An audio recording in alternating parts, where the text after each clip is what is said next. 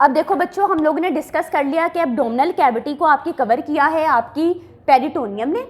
Peritoneum आपके पास layer है, पेरिटोनियम ने कवर करके एक कैविटी बना दी। This is intra peritoneal space.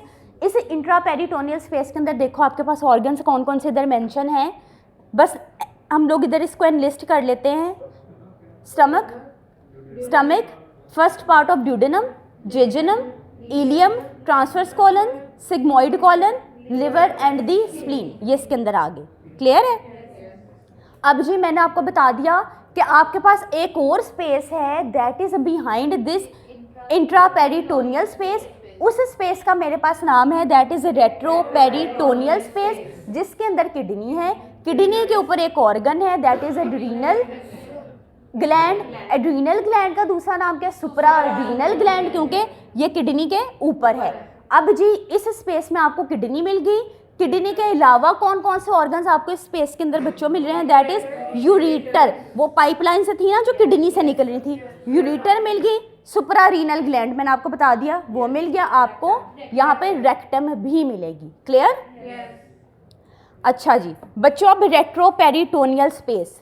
अब देखो डायग्राम देखना और डायग्राम देख के मुझे बताना is it correct. This is, अब देखो स्टेटमेंट एक जर्नल पहले लैंग्वेज लिखी है। This is in front of lower back. In front of lower back हम कहते हैं दिस इज माई बैक, यानी कि मैं अपनी वर्टिब्रा की बात कर रही हूँ। दिस इज पीछे से पोस्टीरियरली मैं अगर देखूँ, this is actually in front of lower back. मैं अपने लोअर वर्टिब्रा की बात कर रही हूँ।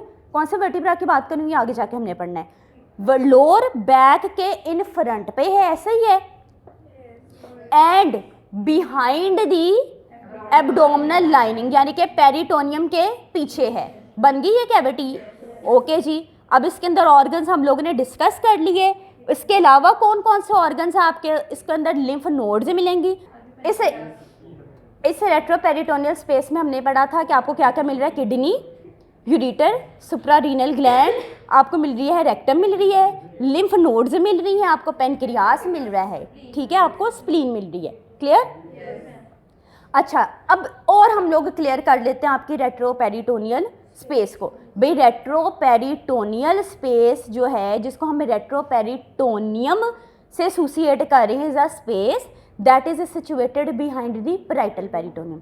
ऐसे ही है भाई, विजरल पेरिटोनियम ने तो मेरे अंदर के ऑर्गन्स को कवर किया हुआ था ना भाई। मेरी एब्डोमेन को बाहर से जिस लेयर ने कवर किया दैट इज पेराइटल, पेरिफेरी में है parietal peritoneum.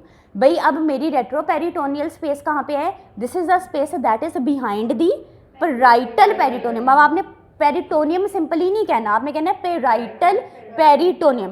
And in front, भाई और भी मेम्ब्रेन्स हैं आपकी बॉडी के अंदर, ठीक है।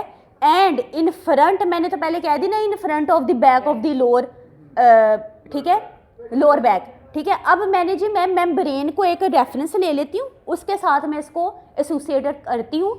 This is in front of, देखो मेम्ब्रेन का क्या नाम लिखा है? ट्रांसवर्सैलिस फेशिया, फेशिया, ठीक है। अब जी इन दो मेम्ब्रेन्स के दरमियान मेरे पास एक कैविटी बन गई है जिसको मैंने कह दिया रेट्रोपेरिटोनियल स्पेस। क्लियर बच्चों? देखो देखो डायग्राम से देख लेते हैं। आपको ब्लू कलर की एक लेयर नजर आ रही है? yes. उसका क्या नाम लिखा है? ट्रांसवर्सैलिस फेशिया, ठीक है। आपको जी इसके अलावा पैराइटल पेरिटोनियम ग्रीन कलर में नजर आ रही है? yes. इन दोनों कलर्स के दरमियान आपको एक, देखो मैंने एरो के साथ बना दिया स्पेस। इस पूरी स्पेस का क्या नाम है? रेट्रोपेरिटोनियम। देखो रेट्रोपेरिटोनियम, ठीक है। इस रेट्रोपेरिटोनियम को, अब ये मैंने सेक्शन लिया कैसे? ये मैंने बच्चों लिया क्रॉस सेक्शन। ये मैंने कौन सा सेक्शन लिया है? Cross section. अच्छा, मैंने कौन से वर्टिब्रा से लिया है ये मैं आगे जाके बताऊंगी आपको, ठीक है, जब हम लोग कवरिंग्स ऑफ किडनी पढ़ेंगे।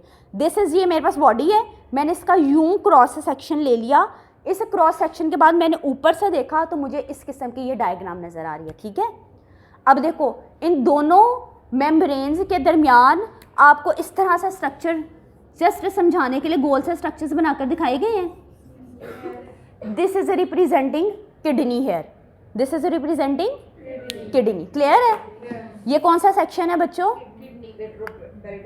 सेक्शन कौन सा है? अभी मैंने बताया दिस इज क्रॉस सेक्शन। मैं इस तरह खड़ी हूँ, मैंने बॉडी को ऐसे कट कर दी है, ऐसे कट करने के बाद मैंने ऊपर से देखा है, सो इस किस्म की मुझे डायग्राम नजर आ रही है। क्लियर? यहाँ तक किसी को कोई इशू?